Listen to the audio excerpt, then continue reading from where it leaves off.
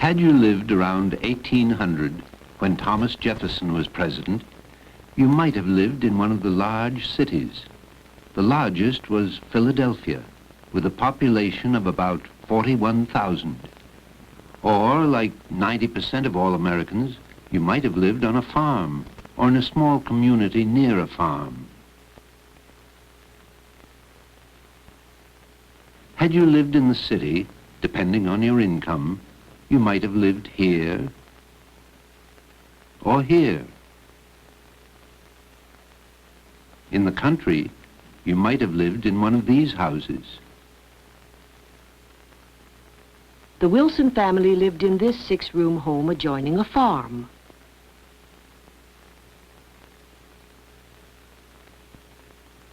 Upstairs were 3 bedrooms. In each, besides the bed, there were also a few chairs, a dresser, and a washstand. Tucked snugly into the base of the parents' bed was a trundle in which a small child could sleep. The room was pleasant and comfortable, but in winter it could become bitter cold. So the Wilsons slept with nightcaps on, under plenty of warm covers, and in long woolen nightshirts. Mornings in the Wilson house started here, at the washstand. In summer, the pitcher was always filled, but in winter, water left overnight would freeze. So the 2 Wilson boys took turns bringing a hot supply from the kitchen fireplace.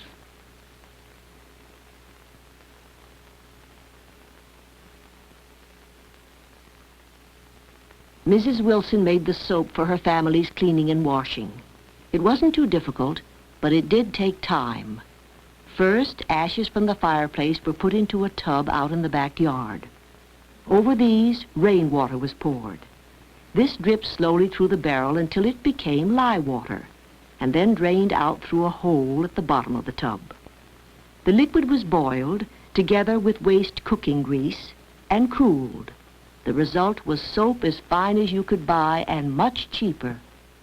You couldn't wash thoroughly in the small bedroom basins, so every Saturday night, down in the kitchen next to the cozy fireplace, each member of the Wilson family had a bath, an overall scrubbing for the week. The Wilsons always kept their fire going down here day and night all year round. A fire wasn't easy to start. From a tinderbox, they had to take a flintstone and hit it hard with a piece of steel until it sparked. When this happened, they had a piece of flax ready to ignite. With this, they would light a few small sticks of wood. Well, it took a long time to get a spark. So once the fire was lit, the Wilsons kept it going. At night, since they didn't want an unwatched fire to burn while they slept, they covered it very carefully with ashes before going to bed. Beneath the ashes, the fire burned safely. And in the morning, they removed the ashes, put on kindling wood, and fanned the air with a bellows until the flames sprung up again.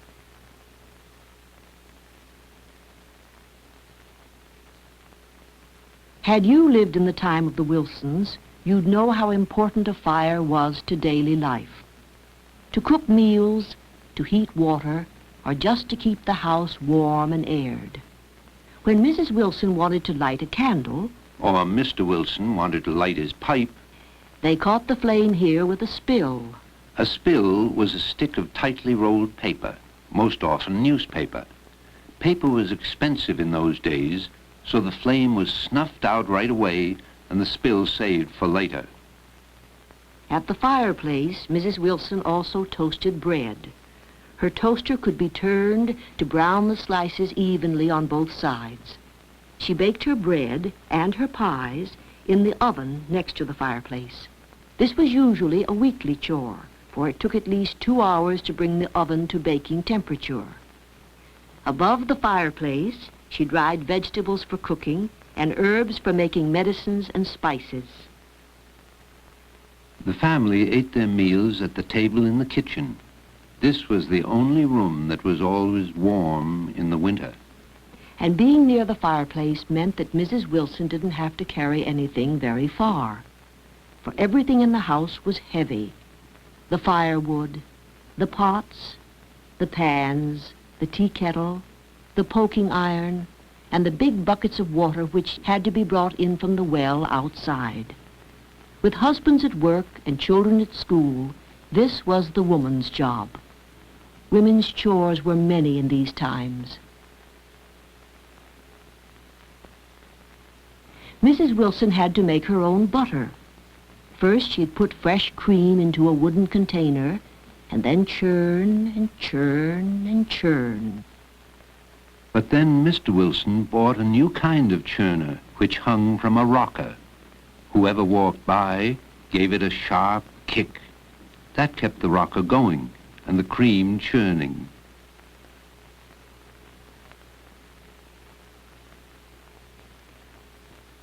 Except in the large cities, most Americans of Mr. Wilson's time were farmers. But many, even while running a farm, also had a business or profession. Some were lawyers, doctors, and bankers. Fred Wilson owned the general store. Early morning, he would tend to his farm. Then, on the way to the store, at an easy pace of 4 miles an hour, he would switch from thinking like a farmer to thinking like a merchant.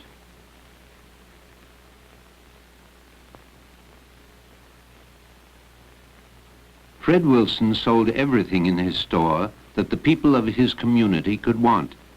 Dry goods, household articles, china, harness equipment, tobacco.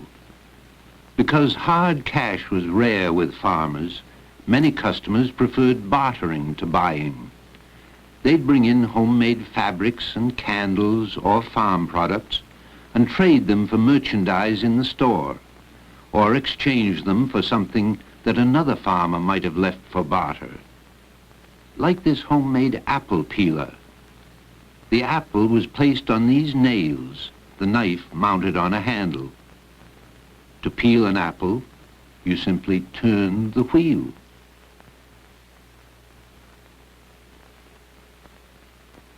This type of flat iron was relatively new then.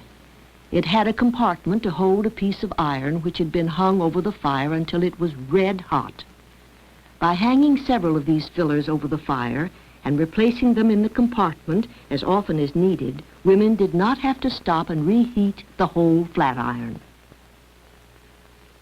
Hitching weights, like this one, permitted drivers to secure their horses where there were no hitching rails or posts.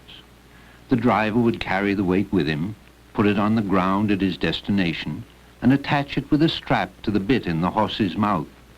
The weight alone couldn't stop the horse, but the strap, pulling on the bit like a rein, would keep him from running away. This weight was made by the local blacksmith, an important person in the community. He made most of the iron articles used in the houses and on the farms. Of course, what kept him busiest was making horseshoes. His shop was a gathering place for all the young boys. Many of them wanted to be blacksmiths, for this was a job for strength and muscle. But first, the smith would always tell them, go to school. Everyone should learn how to read and write. The smith was sorry he never did, but when he was a boy, there were only few schools. Since the war, since the country had become independent, there were schools everywhere.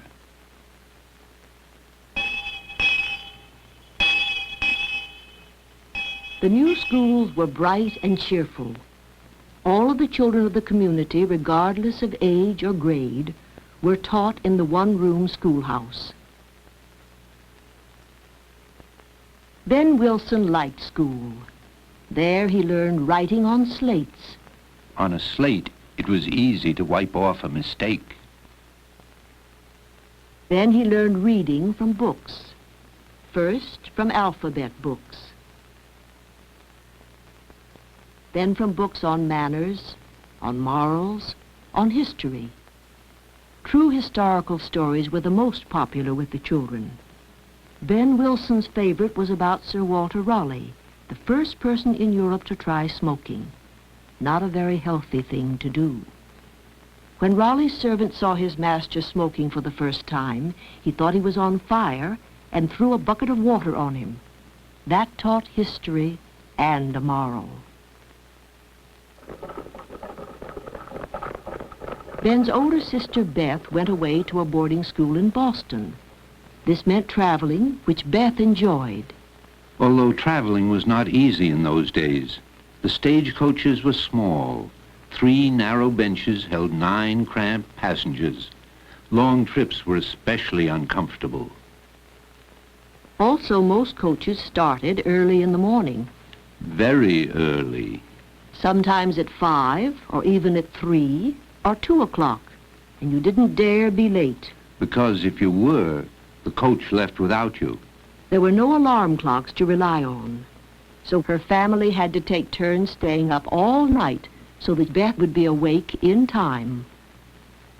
And when she got into the coach before dawn, it was so dark that she could barely see who was sitting next to her.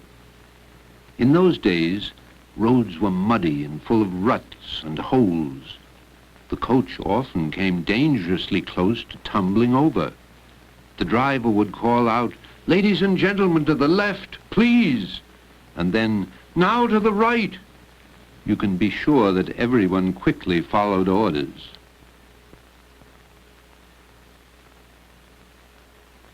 On most trips, passengers spent 1 or more nights in roadside taverns. Beth's trip from New York to Boston took 46 hours, with 2 nights for eating and resting at the inns. Whenever a coach arrived at a tavern, the place was filled with waiting townspeople, eager to chat with the travelers and get the news of the day. The men ate in the tavern bar. Here the fire always burned, even in hottest summer, so that the gentlemen could light their pipes. Ladies were not permitted where men drank. They ate in another room, their own little gossip center. Not all traveling in those days was done on roads. You could cross a river by ferry, or travel on a steamboat. Steamboats were new then, and just beginning to open up America's great rivers to a lively passenger and freight traffic. There were corn huskings at harvest time, and barn dances and festive holidays. But mostly they passed their evenings quietly in their little sitting room near the kitchen. Here, Mr. Wilson would read his newspaper, which the mail coach brought twice a week, or he would go over the household accounting book, which was seldom out of his reach. The rest of the family would sit around the table, knitting, reading, doing homework, making a dress for a doll, or playing a game of checkers with slices of corn cobs. 2 or 3 times a year, when there was something special to celebrate, the Wilsons would invite friends to dinner. Mrs. Wilson would cook an elaborate meal and open up the parlor. The family didn't ration candles then, for the parlor was a beautiful room, and they were proud of it. In it was a piano for their youngest daughter, who loved music.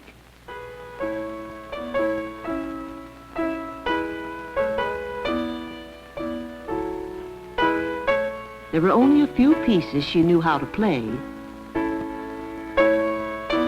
And her playing was not always perfect, but it was like the mood of the time. Nothing was perfect yet, but had you lived then, you would have seen the growth and the exciting changes around you. People were working to develop the comforts of everyday living that had just become available to a young nation.